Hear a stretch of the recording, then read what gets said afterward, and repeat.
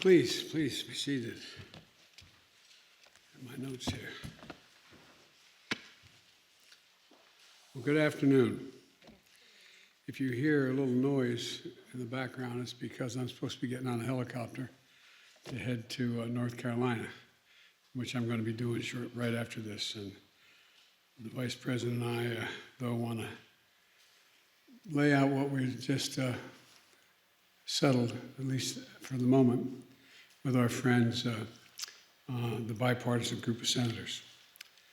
I said many times before, there's nothing our nation can't do when we decide to do it together, do it as one nation. Today is the latest example of that truth, in my view. I'm pleased to report that a bipartisan group of senators, 5 Democrats, 5 Republicans, part of a larger group, has come together and forged an agreement that will create millions of American jobs and modernize our American infrastructure to compete with the rest of the world and own the 21st century. I want to thank them for working together and for raising their ideas and concerns with me and with the Vice President, as well as with our Jobs Cabinet. Secretary Buttigieg is here. Good to see you, Mr. Secretary. Secretary Fudd, Secretary Granholm, Secretary. There you are. Okay, you guys got to make sure. I thought everybody was on this side. I was on Secretary Raimondo and Secretary Walsh. I also want to thank Senator Shelley Caputo for her earlier work on infrastructure agreement. We didn't reach an agreement, but she tried her best to get something done. I'm sure it helped produce the final agreement we had. The fact is, investment in jobs and infrastructure have often had bipartisan support in the past. Matter of fact, when I first got to the United States Senate, it was probably the least difficult thing to do, is pass infrastructure plans. But even so, it's been a very long time since the last time our country was able to strike a major bipartisan deal on American infrastructure, which is so badly needed, I might add. We've devoted far too much energy to competing with one another and not nearly enough energy competing with the rest of the world to win the 21st century. The investments we'll be making as a result of this deal are long overdue. They'll put Americans to work in good-paying jobs, repairing our roads and our bridges. They'll deliver high-speed internet to every American home, bringing down the price that people pay now for internet service. And they'll close the American digital divide, as been driven home by every mother and father with a child at home during the COVID crisis. That is, thank God, abating, and kids not being able to be in school. It's going to put plumbers and pipe fitters to work. It's going to replace 100% of the nation's lead water pipes so that every child and every American can turn on the faucet at home or at school and drink clean water, including in low-income communities and communities of color that have been disproportionately affected by lead pipes and the consequences of that. This deal makes key investments to put people to work all across the country, building transmission lines, upgrading the power grid to be more energy efficient and resilient, and extreme weather to be able to sustain extreme weather and the climate crisis. It also builds our natural infrastructure, our coastlines, and our levees to be more resilient as well. American workers will be installing electric vehicle charging stations and undertaking critical environmental cleanups. This bipartisan agreement represents the largest investment in public transit in American history. And I might add that the largest investment in rail since the creation of Amtrak. You all know I have nothing but affection for Amtrak, having traveled over 1 million miles on it, commuting every day, but it's a big deal. This agreement is going to create new financing authority that's going to leverage private capital and infrastructure and clean energy projects. It'll provide folks with good-paying jobs that can't be outsourced, the kind of jobs that provide a middle-class life with a little bit of breathing room for American families. My dad used to say, being in the middle class is just being able to take that extra breath. I mean it sincerely. Think about it. Think about all the people who can't take that breath because they have no margin for error. We're going to do it all without raising a cent from earners below $400,000. There's no gas tax increase, no fee on electric vehicles. And the fact is, we're going to help ensure that we make sure that everybody in America is in a position to be able to do what need be done. And so let me be clear, we're in a race with China and the rest of the world for the 21st century. They're not waiting. They're investing tens of billions of dollars across the board, tens of billions. I just came back from Europe, meeting with the G7, as well as with NATO, as well as with the EU, and as well as with Mr. Putin, all separately. There's massive investment going on among the autocrats. One of the underlying questions is, can democracies compete with autocratic enterprises in the 21st century? And this is a big move toward that, being able to compete. We have to move, and we have to move fast. And this agreement signals to the world that we can function, deliver, and do significant things. These investments represent the kind of national effort that throughout our history has literally, not figuratively, literally transformed America and propelled us into the future. The Transcontinental Railroad, the Interstate Highway System, investments that we made together that only our government was in a position to make. Now, we're poised to add a new chapter in that American tradition. Let me be clear. Neither side got everything they wanted in this deal. That's what it means to compromise. And it reflects something important. It reflects consensus. The heart of democracy requires consensus. And this time a true bipartisan effort, breaking the ice that too often has kept us frozen in place, prevented us from solving the real problems facing the American people.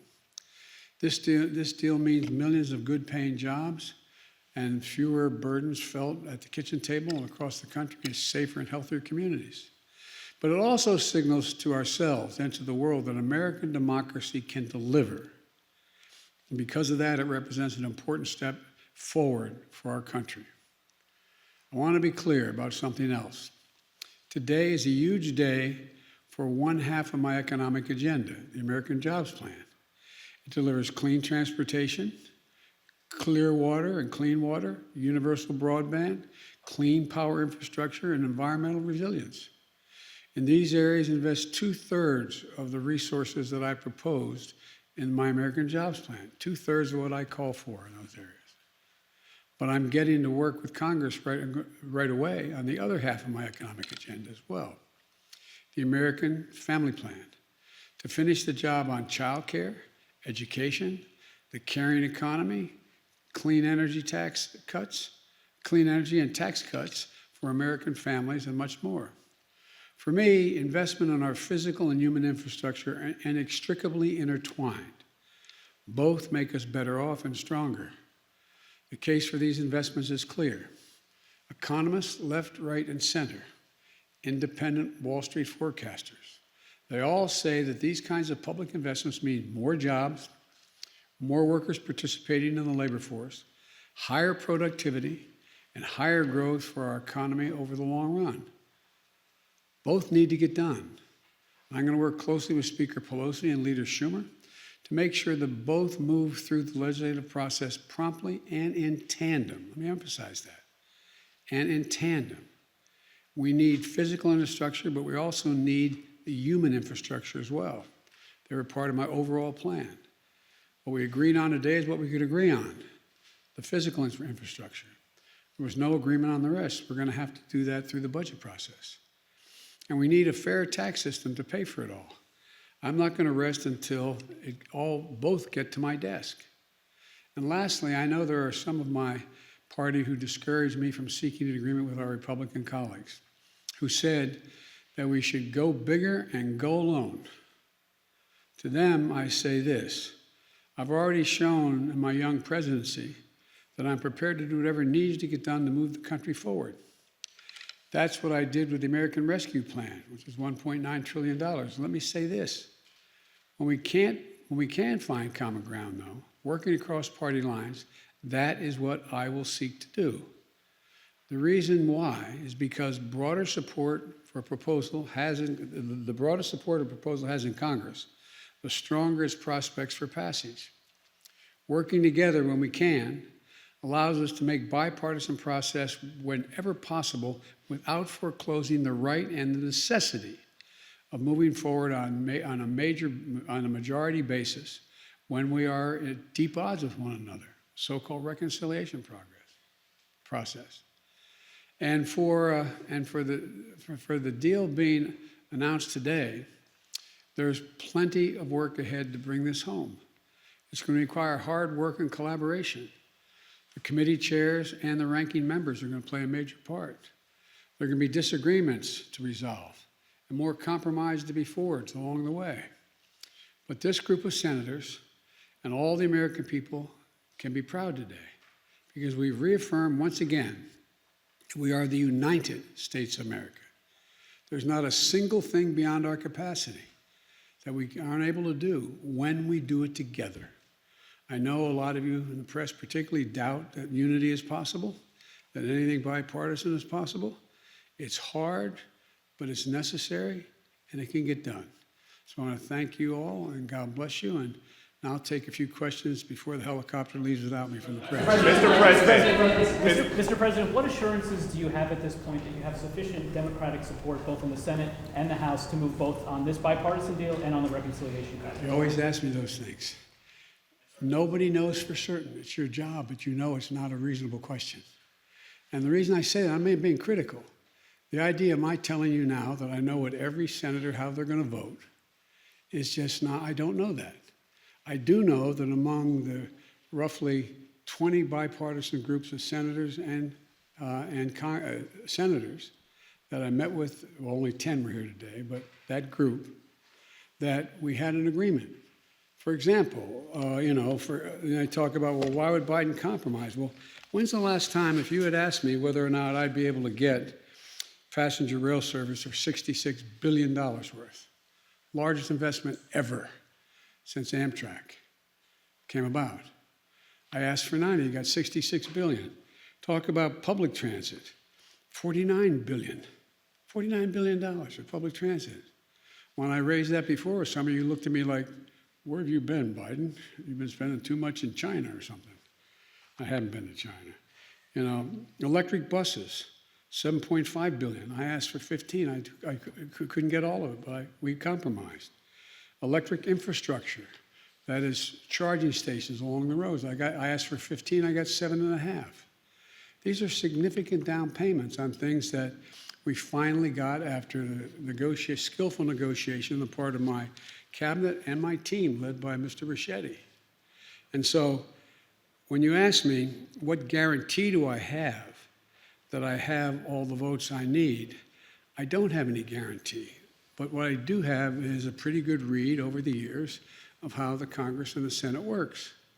And the idea that we're not going, because someone's not going to be able to get every single thing they want, they're going to vote against some of the things I just named, with nothing in here that's, quote, bad for the environment, bad for the economy, bad for the transportation, is unlikely. But I can't guarantee it. You know that.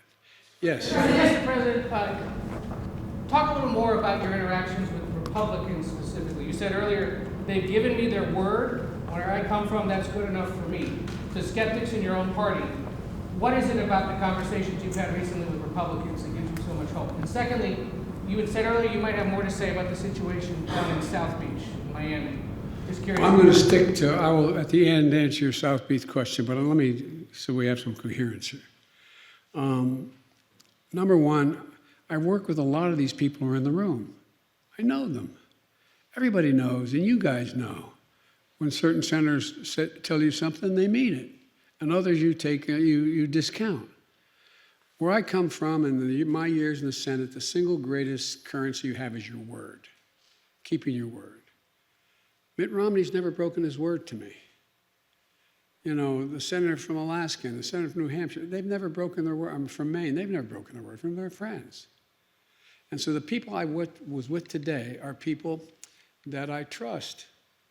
I don't agree with them on a lot of things, but I trust them when they say, this is a deal, we'll stick to the deal. Just like I doubt whether you'll find any one of them say they don't trust me when I said, okay, this is the deal on these issues, this is the deal we'll stick with. But for example, and I made it clear today, there's other things in the environment I want to get done. I think we should have the $300 billion tax credit for dealing with the environment. It will be a giant tax cut for corporations, but it'll also be a giant move toward weatherizing every building in America and all the things we need to do. So there's things, and so when I said we agree, I'm not going to go back and renegotiate the Amtrak piece, but I am going to fight for trying to get $300 billion more for tax credits for the environment. That's about the best that I can answer the question. Yes, ma'am. Mr. President, can you answer a question? Thank you so much. My question is on the timeline. There are families who are looking at the family plan and wondering when that help is coming. Can you talk, you said they're going to be promptly and in tandem, but can you say anything more about that? And what does this signal for future deals? There's still things like voting rights and policing reform that are not able to get bipartisan deals. What does this tell you? What have you learned in talking to Republicans about what could happen in the future? Let me take, you asked 3 essay questions, and legitimate questions. We asked 3 of them. And the first one related to what again? The first one's on the timeline. When do you think this 2-track? And you said when people are waiting for relief. Yes. I got them $1.9 trillion of relief so far. They're going to be getting checks in the mail that are consequential this week for childcare. A lot has been happened already, number 1. Number 2, I'm going to fight like heck to get them the rest of what I think has to be done. On education, for example. My proposal was in the family plan, early education and free community college. I'm going to fight like the devil to get that done. But it's not going to be with Republican help. I'm going to have to get every Democrat and do it through reconciliation if it gets done. So that's number 1. Yeah, I think based on my being out in the street and polling data, I think the people who need the help the most trust me to be fighting to get them the help they need. They know who I am and they know my record. With regard to the issue of what about voting rights? Voting rights is maybe the most consequential thing. I think I'm going to be going around the country, spending time making the case to the American people that this just isn't about showing an identification that this is who I am when I vote. This isn't just about whether or not, you can provide water for someone standing in line while they're waiting to vote. This is about who gets to judge whether your vote counted after it's been cast. Think about it. Up to now, every state and the federal government has assumed that there would be officials who were appointed and or elected in states where the election commissioners bound by an oath that they would uphold certain requirements to make sure the vote was honest and fair. What these guys are trying to do now, in rough approximation, is say that if we don't like the way the vote turned out and we control the state legislature, we're going to say the vote didn't count. And we're going to recount. That's never happened before. It's wrong. Who in God's name, as my mother would say, died and left them boss? Your vote has to count when you cast it. There's a lot of ancillary pieces of this legislation I strongly support. I strongly support the idea that if I had my way, there'd be no private contributions to see who gets elected, how much money you raise. If I had my way, then I think it's really important that every election day would be a day off, because people who work certain shifts can't make it to the election. I would make sure there's automatic registration when you turn 18. That's what I think everybody thinks this fight is about. And it's a worthy fight, but it's much more profound than that. It's about saying that the legislature in Georgia could decide, if it's a Republican legislature, on reflection, we don't think that election was fair. We're going to vote to say it didn't count. It's just simply wrong. It's wrong. And in my view, it borders on being immoral. This is the sacred right to vote. As John Lewis said, it is the most important right you have. And so I'm going to be making the case across the country, and as best I can to seize overtime. Mr. President, Mr. President. Mr. President, you said you want both of these measures to come to you in tandem. Did you receive any assurances that that will happen? And how do you anticipate what will you do? I if they control don't that. get to you? If they don't come, I'm not signing. Real simple. So, but I expect that in the coming months this summer, before the fiscal year is over, that we will have voted on this bill, as well, the infrastructure bill, as well as voted on the budget resolution. And that's when they'll, but if only one comes to me, I'm not, if this is the only thing that comes to me, I'm not signing it. It's in tandem. Mr. President. Do you support then Speaker Pelosi's stated plan to hold the bipartisan deal in the House until the Senate also passes reconciliation? Do you support that sequencing on her part? Yes. But Mr. President, you're all Mr. already President. on the same page about the reconciliation package. So by moving forward with this two-track system, are you putting the bipartisan bill in jeopardy? Sure, the bipartisan bill was, look, the bipartisan bill from the very beginning was understood there's going to have to be the second part of it. I'm not just signing the bipartisan bill and forgetting about the rest that I proposed. I proposed a significant piece of legislation in 3 parts. And all 3 parts are equally important. And by the way, my party, everybody tells me what my party is. My party's divided. Well, my party is divided. My party's divided, but my party is also rational. If they can't get every single thing they want, but all that they have in the bill that before them is good, are they going to vote no? I don't think so.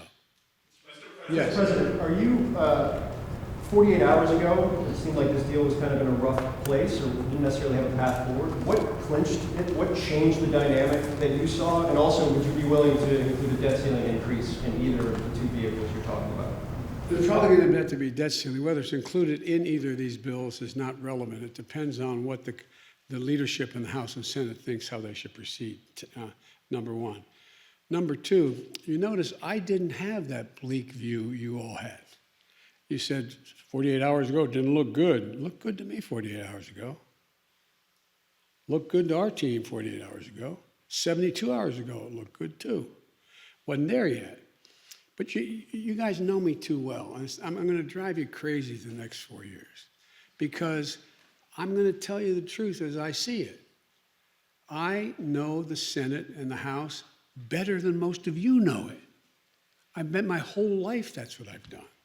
Doesn't mean I'm going to turn out to be right all the time. But I'm not going to negotiate with the press while I'm negotiating and privately with my colleagues. And these are really tough decisions, Senator. I don't in any way dismiss what Senator Murphy says about the environment. Don't dismiss it at all. Just remind him, I wrote the bill on the environment. Why would I not be for it?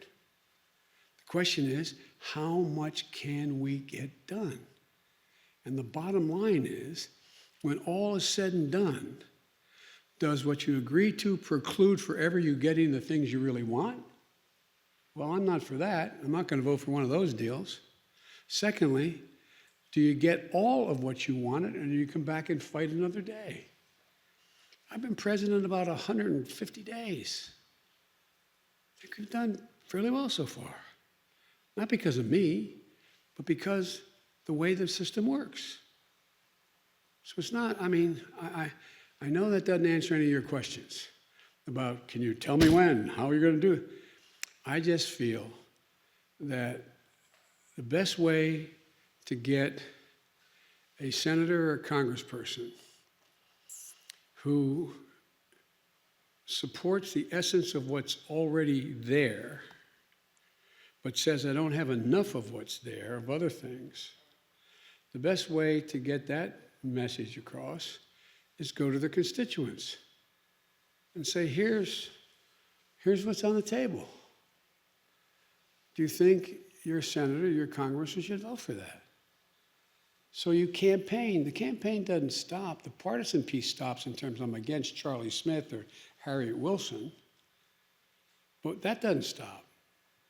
I mean, that stops, but what doesn't stop is the saying, it's like on a last example I'll give, I promise I won't do this to you again, but remember in 2018, everybody said, well, we're going to lose, the Democrats are going to lose, as the House and Senate, they're not going to make, the House, they're not going to make gains. And I went into over 60 congressional districts. I didn't go after the individual congresspersons who were against making sure that we kept the Affordable Care Act, but I went to their constituents and said the Affordable Care Act is really important. We had a large crowd show up and say, here's why I think you should do it. That's why if I were you, I'd take a look at what Charlie Smith says and Harriet Wilson says. He's for it, she's not, or she's for it, he's not. And guess what? We won, 40-some seats? So it's not just convincing this particular congressperson. It's making a rational case, if you can, in their communities why this is important to get done. And I think the fact that I didn't get everything now, at this moment, for example, a lot of our housing pieces didn't get passed. We're coming back at it, though. We're coming back at it. We're going to make the case. And if I make the case to the public at large, the one thing I can say for all of you, you do accurately report what I say. Problem is I disappoint you because I can't answer all your questions and negotiate with you before I negotiate with my colleagues. But I really think the public understands and they're seeing. The proof is in what's happening. It's now projected our economy is going to grow above 7% this year. Projections from Wall Street to the Fed is going to continue to grow. We're going to increase more, and guess what? Remember you were asking me, and I'm not being critical of y'all, I really mean this. It was legitimate questions you're asking me. Asking me, well, guess what? Employers can't find workers. I said, yeah, pay them more. This is an employees bargaining chip now. What's happening? They're going to have to compete and start paying hardworking people a decent wage. And by the way, talk of inflation. The overwhelming consensus is going to pop up a little bit and then go back down. No one's talking about this great, So again, if it turns out that what I've done so far, what we've done so far, is a mistake, it's going to show. It's going to show the economy's not going to grow like it wasn't before. People aren't going to have jobs with increased pay like it was before. People are going to be out of work like it was before with no options. Unemployment's going to continue to climb instead of continue to go down. If that happens, then my policies didn't make a lot of sense. But I'm counting on it not. That's why counting on it is working. I've got to get a helicopter. Mr. President, Will you travel to Florida, sir? Can we ask you about Florida, what you've learned and what you Oh, hope you yes, I have? apologize. Yes, thank you, my president. I've spoken with, coincidentally, the mayor of Miami-Dade was in my office yesterday. And I talked to her today, not about that, obviously. And so I had a long discussion with her today. I've also spoken with, we've been in contact with the Congresswoman, Debbie Wasserman Schultz, who has that district. We've gotten in touch with FEMA. They're ready to go. The governor is going to have to, we can't, they're down inspecting on what they think is needed. But I'm waiting for the governor to ask for declare an emergency. And especially as we learn more about what the rest might happen in the rest of the building.